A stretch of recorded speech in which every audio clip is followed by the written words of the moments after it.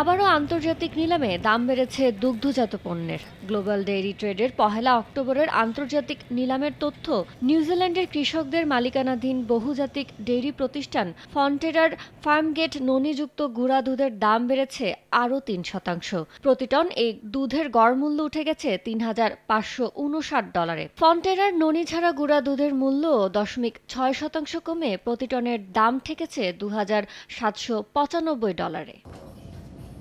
দুগ্ধজাত পণ্য ল্যাকটোজের দাম এবার বেড়েছে ৬.৭%। আগের নিলামেও চাহিদা তুঙ্গে থাকায় এ পণ্যটির দাম আন্তর্জাতিক বাজারে বেড়েছিল $৩.৫%। প্রতি টন ল্যাকটোজের গড় মূল্য $৮৯৬ থেকে বর্তমানে পৌঁছেছে $৯৫২।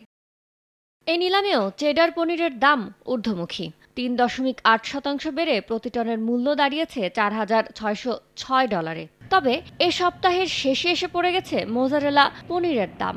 ৭.৭% কমে পণ্যটির প্রতি টনের দাম $৫,৩৫১ থেকে নেমেছে $৪,৯৬০। মাখনের দাম এবারের নিলামে আরও ১.৪% কমে নেমেছে $৬,৪৬০।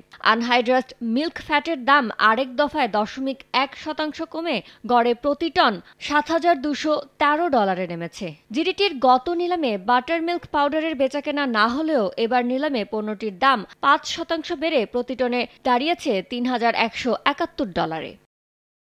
আন্তর্জাতিক নিলামটিতে চলতি সপ্তাহে দুগ্ধজাত পণ্যের দাম বাড়ার পাশাপাশি বিক্রিও বেড়েছে। এবারের নিলামে মোট ৩৮,৮১৪ টন থেকে বেড়ে ৩৮,৮৪৮ টনে দাঁড়িয়েছে। ইয়ানুর শিফাত, সময় সংবাদ।